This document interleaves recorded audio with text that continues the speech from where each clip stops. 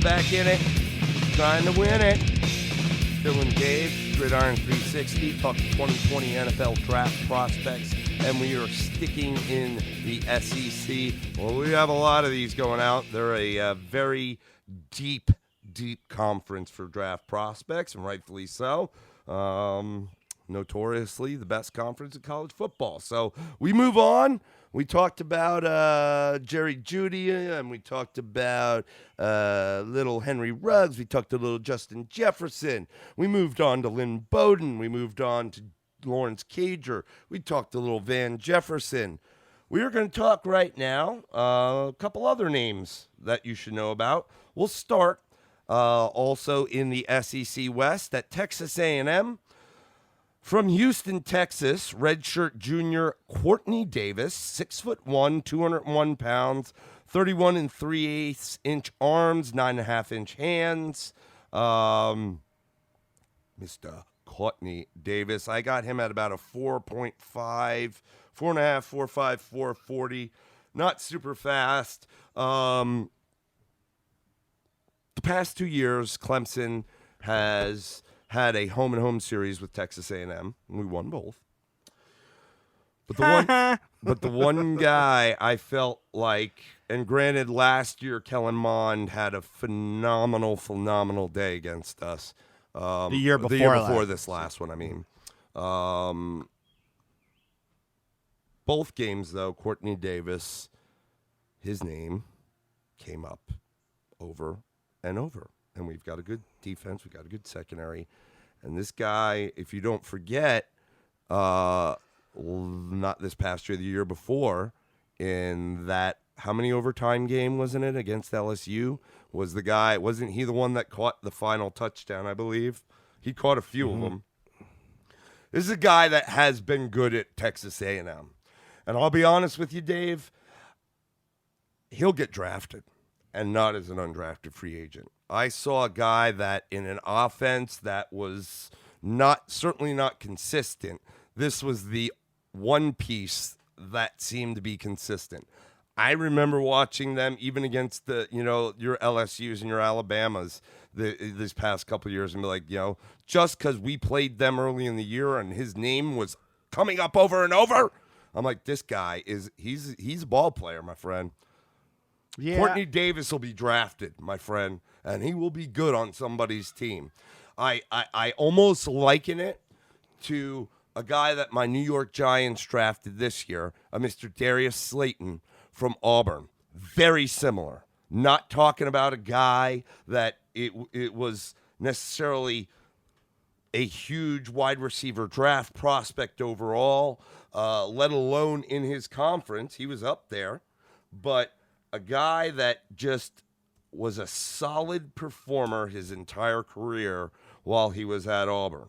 And, look, I'll read you his. What did I say? Courtney Davis, 6'1", 201. Darius Slayton, 6'1", 194. Okay? Look to see if there's any other, 40s or anything like that. But I'm not kidding you when I tell you I think this guy could be a real player for somebody. You just might not even know it yet. I think he's solid. Yeah, I saw some things. You have a little bit more exposure to him, just having played him and watched him a little bit more than I did. My concern with him is, he had 45 catches in 2008 and 54 in 2018 and 54 in 2019. His touchdowns dropped from 7 to 4 last year. Kellen Mond's season, I understand. Thought of to be dark horse, maybe Heisman, stunk. It went nowhere. It stunk. It wasn't a good season. But that still concerns me. They play enough teams that they can, a couple of games getting in the end zone twice against some doormats. I'd like to see a little bit more productivity, But again, this is where the game film, like you said, you're kind of speaking more to the game film. Like Yep. I watched him play, I watched the way he played, Yep. and I think that's very, Against a very good important, team, man. And I'm Yep. not just saying, I saw several times where his routes may not have been the crispest, but again, a guy that knows how to find an opening for the quarterback to get the ball to him, especially if it's a quarterback with an arm. Here's an interesting note. Also from NFL.com, one of his strengths, beat Alabama cornerbacks on contested catch chances. I would assume that's not just this past year, but through his career. That's some of the best, man. That's some of the best. And he's a guy that, he knows how to go get the ball when it's up in the air his way. He'll drive. Traffic is not a problem for him. He'll bump into guys, drive through guys, come back to the ball and get it. But that's an interesting note because Alabama is they're some of the best. Those corners go early. Their secondary usually goes early.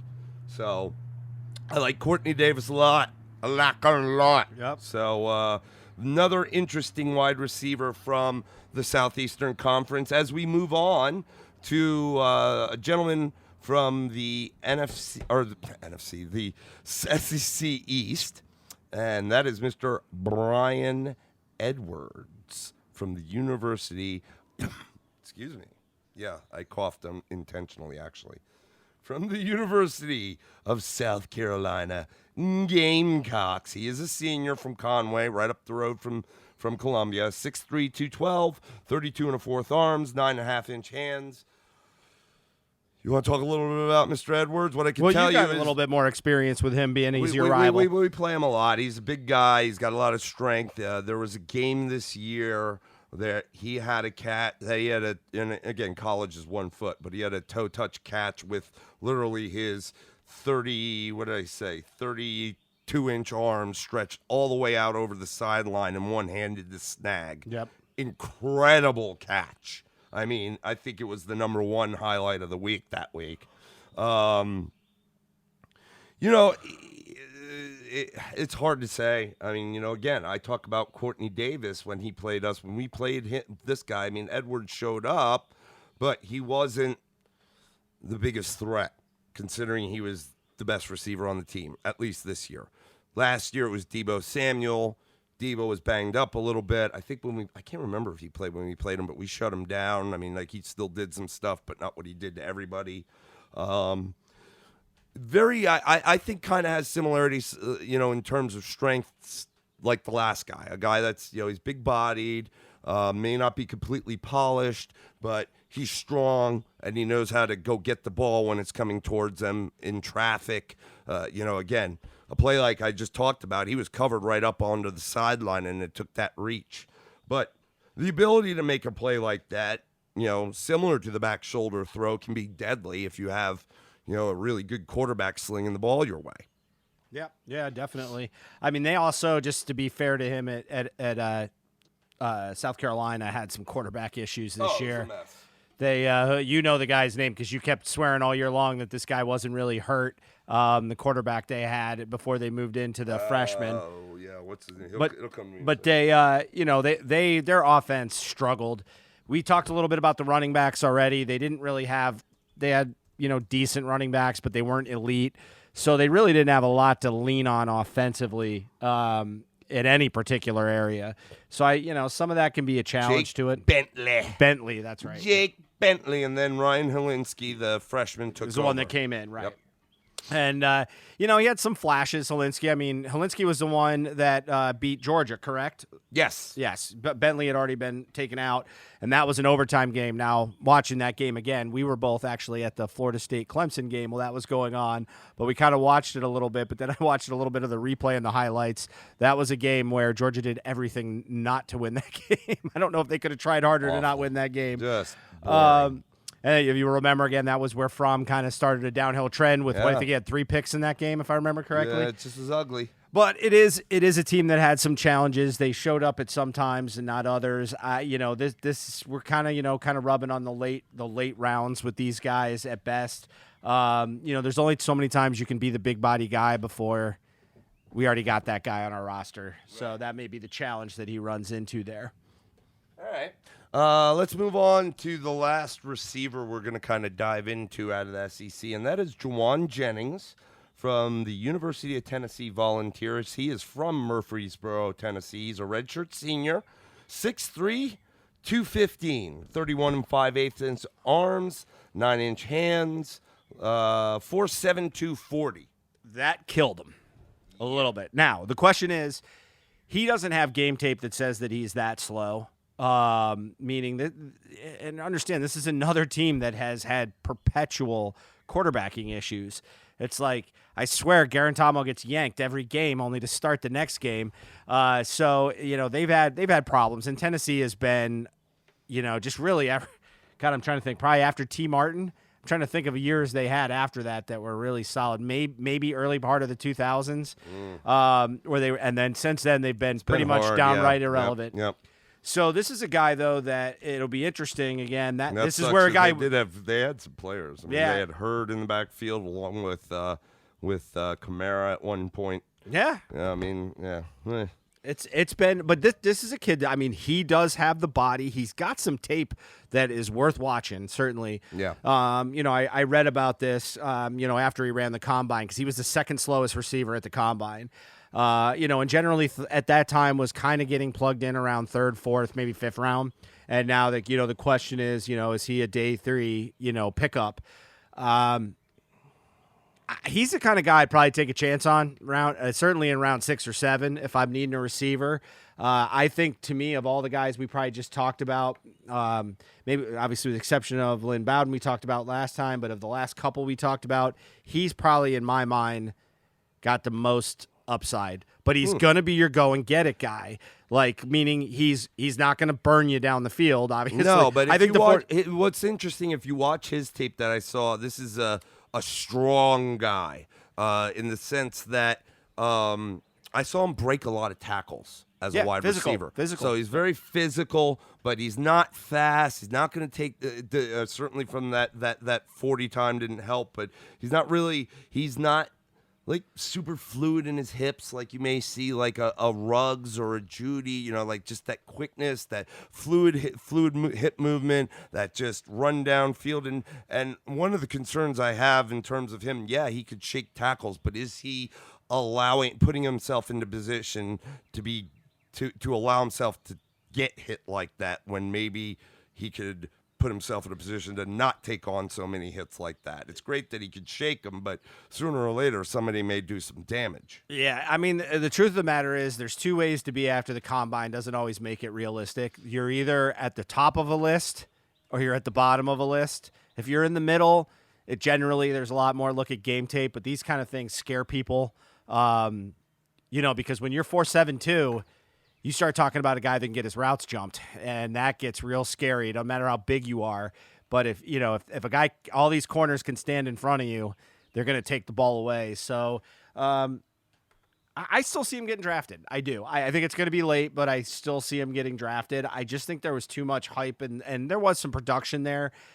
Again, it's always hard because you look at some of these less talented teams, and he certainly doesn't change the game, or else Tennessee would have been a little bit better.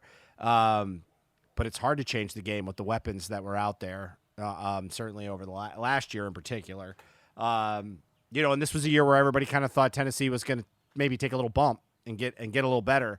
And there were times where they flashed and other times where they didn't. And so that I don't know if that's going to be to his benefit. I don't know. I'm going to run down a handful of other names. We're not going to dive into them, but other receivers that will be eligible in this draft. Whether they get picked up or not, we'll see. We do know that it is pretty deep on the whole, so these aren't as big of names. Let's see. We got Marquez Callaway. Is also from the University of Tennessee. He's a 6'2", 200-pound wide receiver. We've got Kendrick Rogers, who is a 6'4", 204-pound wide receiver from Texas A&M. You got Kalijah Lipscomb, 6'1", 200-pound wide receiver from Vanderbilt. Tyree Cleveland from the University of Florida Gators, 6'2", 206 pounds. Freddie Swain, also from the University of Florida Gators, 5'11", 199 pounds. Let's see. We got Stephen Guidry from Miss State, 6'2", 200 pounds. Jonathan Johnson from Missouri, 5'8", $179. Josh Hammond, also from Florida. A lot of Florida receivers coming out. They had four guys, I think, that were seniors. 6 foot, 194 pounds. And last but not least, Derek Dillon from LSU, 5'11", 186 pounds. So that should cover just about all the eligible wide receivers from the Southeastern Conference. Names, and obviously we dove into the guys that are really to know about a little more in depth. I thought we would tie tight ends in here, but we'll do that separate next on The Gridiron.